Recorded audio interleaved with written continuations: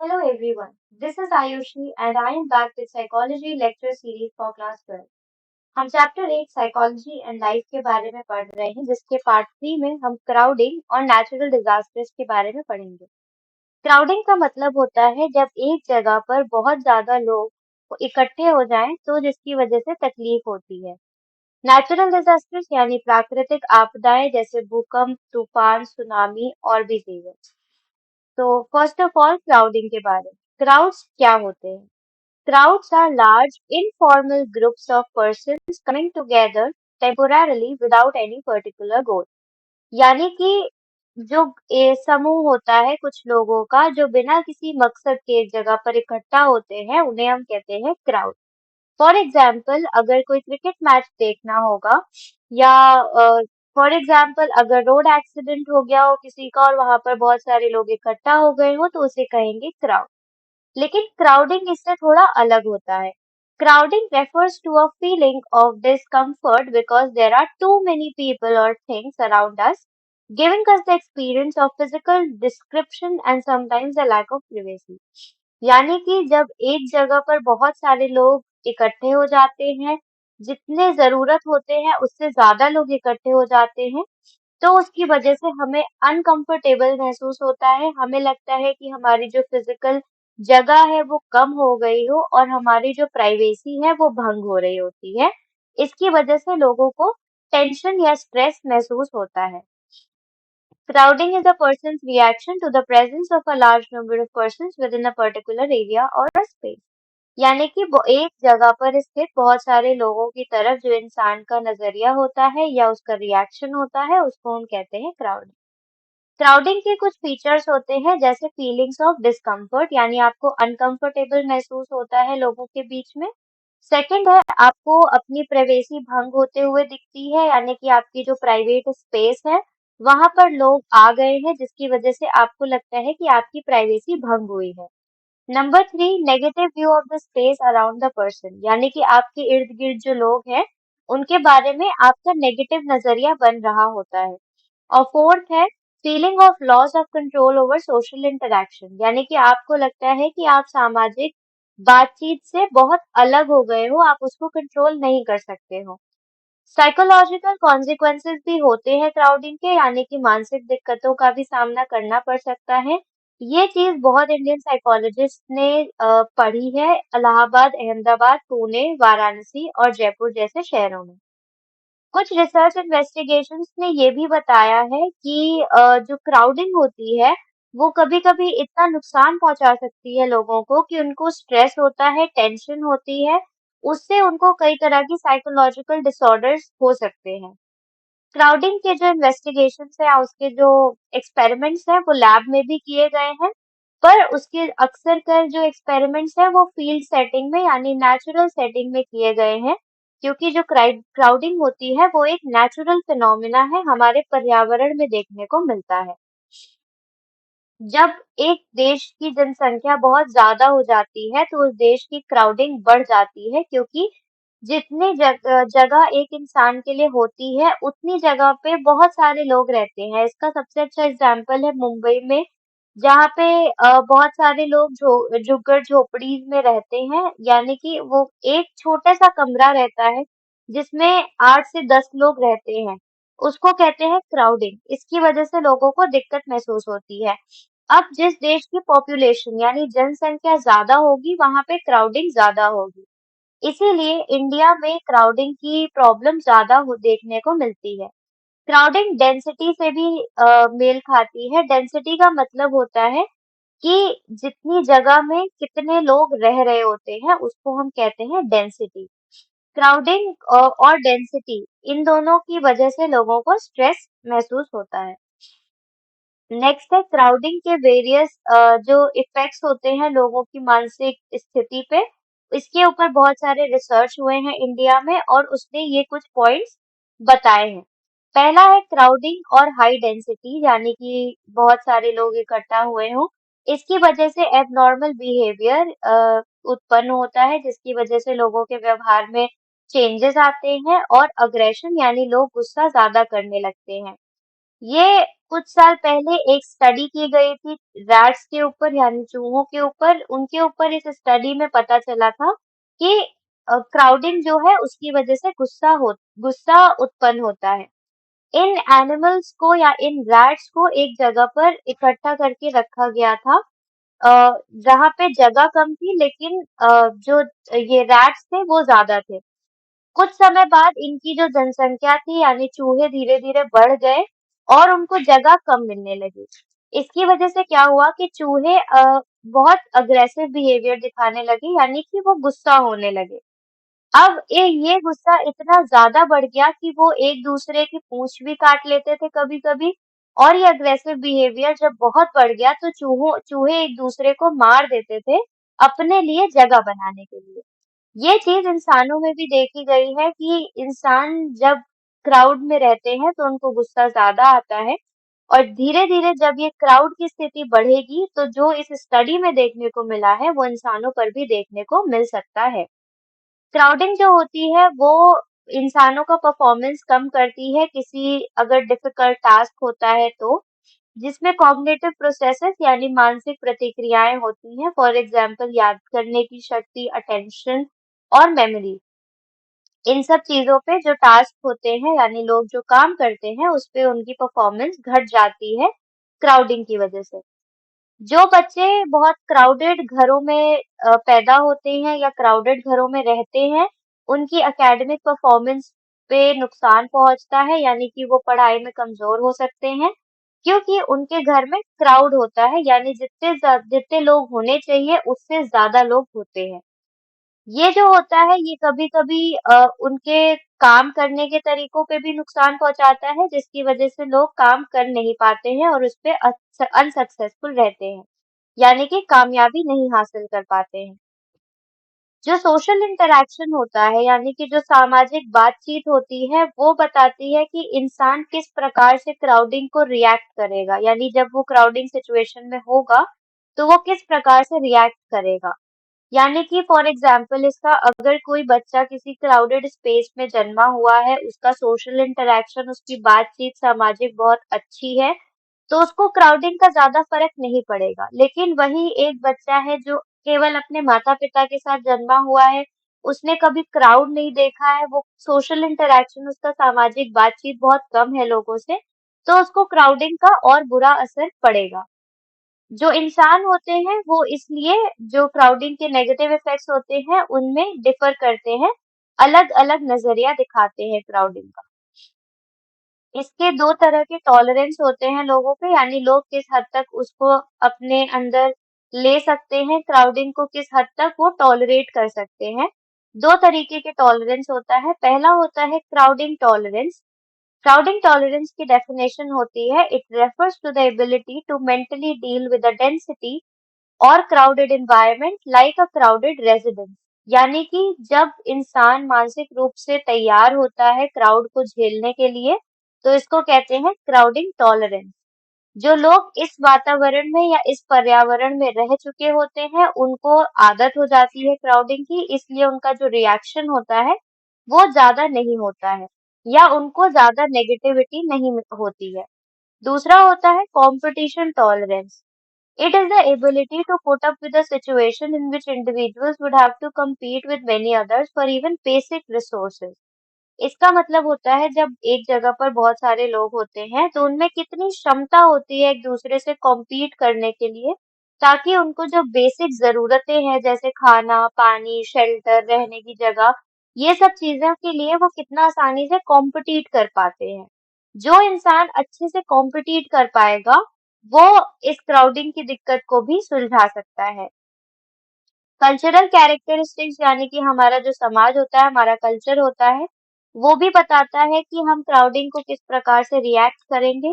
For example अगर कोई इंसान ऐसे कल्चर में जन्मा हो जैसे जो इंडियन कल्चर होता है, कहा जाता है कि इंडियन कल्चर में लोग सामाजिक होते हैं, एक दूसरे से बातचीत करते हैं, एक दूसरे की जिंदगी का हाल चाल लेते हैं, तो यहाँ पे क्राउडिंग की दिक्कत ज्यादा नहीं होती है। लेकिन वही वेस्टर्न कंट्रीज है जैसे अमेरिका, तो वहाँ के जो बच्चे होते हैं वो इंडिविजुअलिस्टिक होते हैं, यानी कि वो ज्यादा बातचीत नहीं करते हैं, सामाजिक रूप से एक दूसरे के साथ नहीं घुल मिल पाते हैं।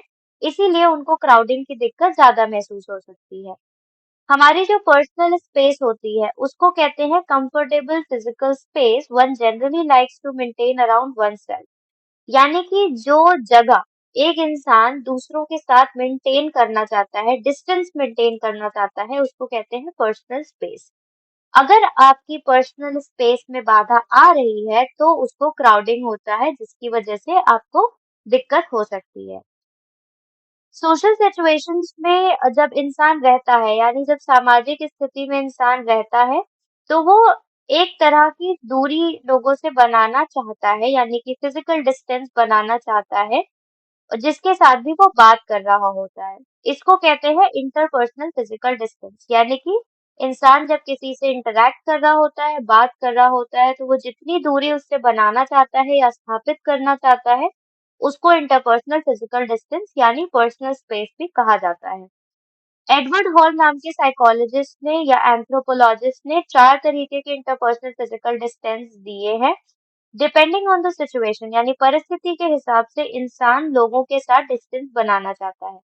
पहला होता है इंटीमेट डिस्टेंस, इसका मतलब होता है 18 इंच तक की दूरी। जब इंसान किसी से प्राइवेट बात कर रहा होता है या किसी क्लोज इंसान से बात कर रहा होता है, तो वो उससे 18 इंच तक की दूरी बनाना चाहता है।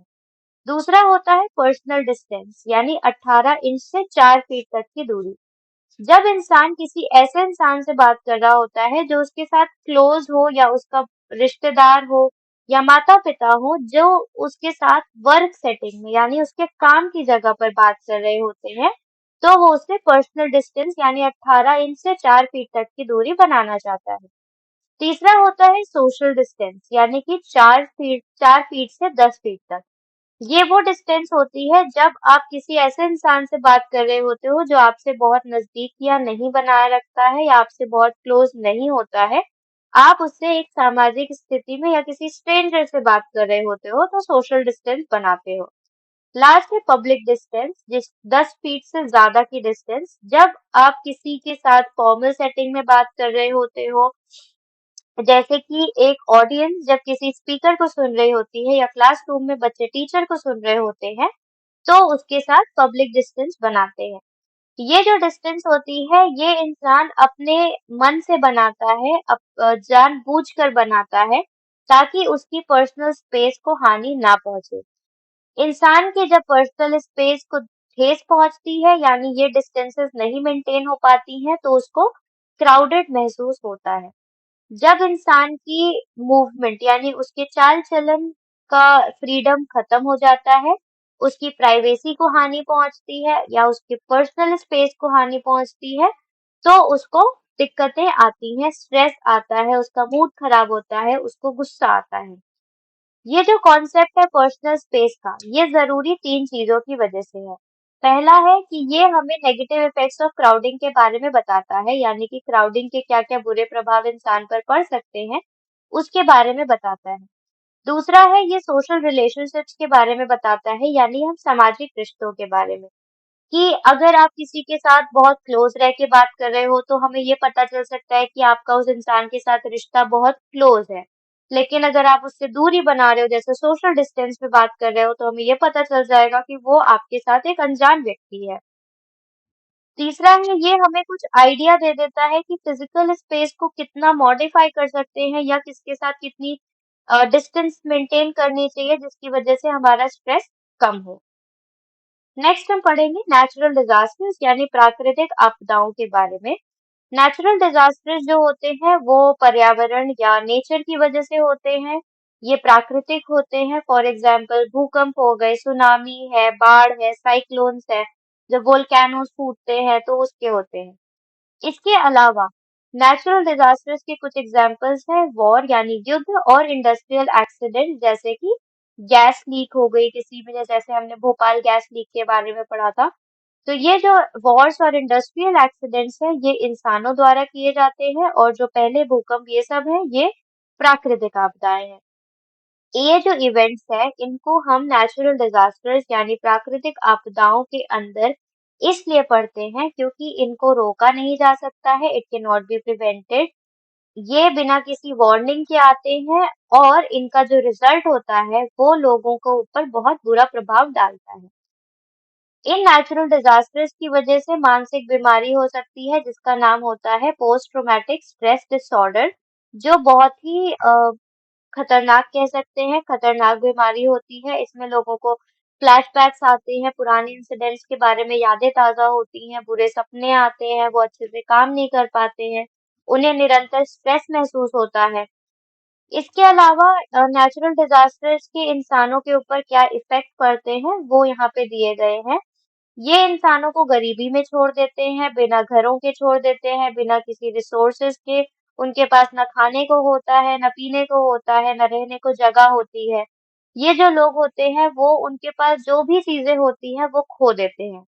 नेक्स्ट है कि ये जो सारी जो चीजें लोग खो देते हैं, उसकी वजह से उन्हें शॉक महसूस होता है या वो एकदम आश्चर्यचकित हो जाते हैं क्योंकि उनके जो क्लोज्ड वंस होते हैं वो उनको भी खो देते हैं, उनकी जो चीजें होती हैं वो भी चली जाती हैं। थर्ड है कि ये सब जो चीजें होती हैं ये काफी होती हैं इंसान को एक मानसिक बीमारी देने के लिए। और लास्ट है नेचुरल डिजास्टर जो होते हैं वो बहुत ट्रॉमेटिक इवेंट्स होते हैं जिसकी वजह से लोग मानसिक रूप पे या भावनात्मक रूप पे बहुत दुखी हो जाते हैं। इसी की वजह से लोगों को सीवियर मेंटल डिसऑर्डर्स हो सकते हैं जैसे कि post traumatic stress disorder. Next है नेचुरल डिजास्टर्स के कुछ फीचर्स हैं जिससे हमें पता चलता है कि ये नेचुरल डिजास्टर्स हैं। पहला है कि नेचुरल डिजास्टर का जो इमीडिएट रिएक्शन होता है, यानी कि नेचुरल डिजास्टर आने के बाद जिस प्रकार से लोग रिएक्ट करते हैं वो होता है डिसोरिएंटेशन। यानी कि लोगों को कुछ समय लगता है समझने में कि उनके साथ हुआ क्या है, नेचुरल डिजास्टर का मतलब क्या है और उसने उनके साथ क्या कर दिया है। फिजिकल रिएक्शंस होते हैं यानी शारीरिक रिएक्शन, जैसे कि बॉडी एग्जॉस्ट हो जाती है, लोग थक जाते हैं बिना किसी काम किए, उनको सोने में दिक्कत होती है, खाने में दिक्कत होती है, उनकी हार्ट बीट बढ़ जाती है, ब्लड प्रेशर बढ़ जाता है और वो अचानक से आश्चर्यचकित हो जाते हैं। ये फिजिकल रिएक्शंस होते हैं नेचुरल डिजास्टर्स के। थर्ड है इमोशनल रिएक्शंस, यानी जो भावनात्मक रूप पे रिएक्शंस होते हैं जैसे कि दुख, डर, इरिटेशन, गुस्सा, लाचारी, डिप्रेशन, उनको कोई भावनाएं महसूस ना होना, उनको खुद के ऊपर गिल्ट होना, खुद को अपने आप को ब्लेम करना उस नेचुरल डिजास्टर की वजह से और चीजों में इंटरेस्ट ना लेना। कॉग्निटिव रिएक्शंस होते हैं चिंता करना, चीजों पर कंसंट्रेट ना कर पाना, अटेंशन नहीं दे पाना, फोकस करने में दिक्कत होना, कंफ्यूज्ड रहना, याददाश्त कम होना या कभी-कभी ऐसी याददाश्त आना जो उनको नहीं चाहिए होती है। ये ज्यादातर सपनों में देखने को मिलती है। सोशल रिएक्शंस यानी सामाजिक रिएक्शंस होते हैं जैसे दूसरों से बातचीत ना करना, दूसरों के साथ लड़ाई झगड़े करना, आर्ग्यूमेंट्स होना या कुछ आपके जो क्लोज्ड वंस हैं उनके साथ भी आर्ग्यूमेंट्स होना। ये जो रिएक्शंस हैं ये बहुत लंबे समय तक भी हो सकते हैं लोगों को या पूरी जिंदगी भी हो सकते हैं, लेकिन प्रॉपर काउंसलिंग या साइकाइट्रिक ट्रीटमेंट के बाद जो पीटीएसडी होता है यानी पोस्ट ट्रॉमेटिक स्ट्रेस डिसऑर्डर, इसको सुधारा जा सकता है। इस हद तक सुधारा जा सकता है कि जो विक्टिम होता है यानी सफरर, उसको मोटिवेट किया जा सकता है अपनी जिंदगी दोबारा से शुरू करने के लिए। नेचुरल डिजास्टर की जो इंटेंसिटी होती है यानी जो तीव्रता होती है वो इन चीजों से इफेक्ट होती है। फर्स्ट होता है कि नेचुरल डिजास्टर कितने तीव्र हैं या वो कितना नुकसान पहुंचाए हैं। सेकंड है कि इंसान उससे कितना अच्छे से कोप कर पा रहा है और थर्ड है कि पहले ऐसे नेचुरल डिजास्टर्स हुए हैं या नहीं। अगर ऐसे पहले नेचुरल डिजास्टर्स किसी ने महसूस किए हैं तो उससे वो जो नेचुरल डिजास्टर की नेगेटिव एक्सपीरियंस है वो बढ़ सकती है। यानी इन तीनों चीजों की वजह से ये पता चलता है कि एक नेचुरल डिजास्टर आपको कितनी हद तक प्रभावित कर सकता है। नेक्स्ट है नेचुरल डिजास्टर को मिनिमाइज या नेचुरल डिजास्टर की जो डेवेस्टेटिंग कॉन्सिक्वेंसेस हैं उसको कम कैसे किया जा सकता है, क्योंकि आप इन्हें रोक तो सकते नहीं हैं या आप इन्हें प्रिवेंट कर नहीं सकते हैं। इसीलिए इनके आने के बाद आप क्या-क्या चीजें अपना सकते हो ताकि इनकी जो दिक्कतें हैं वो कम हो जाएं। वो है पहला है वार्निंग्स, यानी कि जो भी वार्निंग्स इशू होती हैं टीवी पे, रेडियो पे, वो लोगों को जानकारी देती है कि आपको क्या करना चाहिए अगर आप आपको ऐसे प्राकृतिक आपदा का सामना करना पड़ रहा है तो। दूसरा है सेफ्टी मेजर्स, यानी कि पहले से जो टिप्स दी जाती है लोगों को कि एक प्राकृतिक आपदा के समय आपको क्या करना चाहिए। फॉर एग्जाम्पल, अगर भूकंप आता है तो आपको घरों से बाहर भागना चाहिए, अपनी कुछ जरूरत वाली चीजों को लेकर आपको किसी दरवाजे के नीचे खड़ा होना चाहिए, या जब आग लगती है तो आपको ब्लैंकेट में लेना लपेटे रहना चाहिए। आपके घरों में हमेशा एक फर्स्ट एड किट तैयार रहना चाहिए कि अगर किसी को किसी चीज से नुकसान पहुंच रहा है या चोट लग गई हो, तो उसको आप फर्स्ट एड दे सको, तुरंत उसकी मदद कर सको। जब भी कोई नेचुरल डिजास्टर आता है और आप उससे बचने के लिए भागते हो, तो आपको हमेशा फर्स्ट एड ऐसी जगह पर रखना चाहिए कि आप उसको तुरंत लेकर जा सको, क्योंकि कभी भी किसी को भी चोट या नुकसान हो सकता है।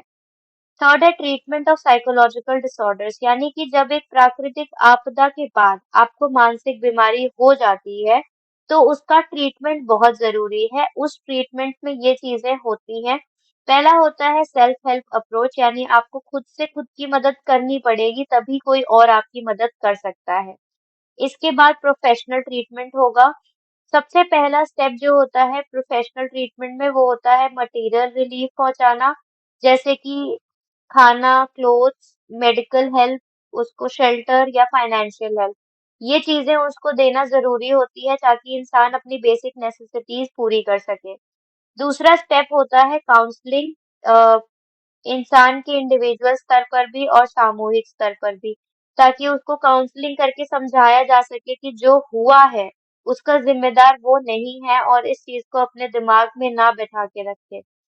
थर्ड है डेवलपमेंट ऑफ सेल्फ एफिकेसी, बहुत जरूरी होती है। सेल्फ एफिकेसी मतलब होता है कि आप खुद को कितना वैल्यूएबल मानते हो। जब सेल्फ एफिकेसी बढ़ेगी या बढ़ाया जाएगा, तो इंसान को लगेगा कि उसकी जरूरत है इस दुनिया में, और वो अ, अपने लिए जीना सीखेगा। नेक्स्ट है साइकाइट्रिक हेल्प, जरूरी हो सकती है स्ट्रेस को कम करने के लिए। उसके बाद रिहैबिलिटेशन आता है, जिसमें लोगों को नौकरी दी जाती है ताकि वो अपने नॉर्मल स्टेट पर वापस आ सके। इन सब के बाद इन विक्टिम्स का होता है फॉलो अप, जिससे हमें ये पता चलता है कि कोई और उसे दिक्कत तो नहीं है, या उसे कोई और जरूरत तो नहीं है, या वो उस चीज से बाहर निकल चुका है या नहीं। तो इन चीजों की वजह से आप नेचुरल डिजास्टर्स की तीव्रता को या उसके जो हार्मफुल कॉन्सिक्वेंसेस है, उसको कम कर सकते हो।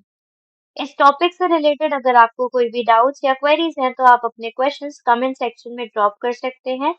साइकोलॉजी से रिलेटेड ऐसी ही एजुकेशनल वीडियोस के लिए गुरुकुल चैनल को सब्सक्राइब करना ना भूलें।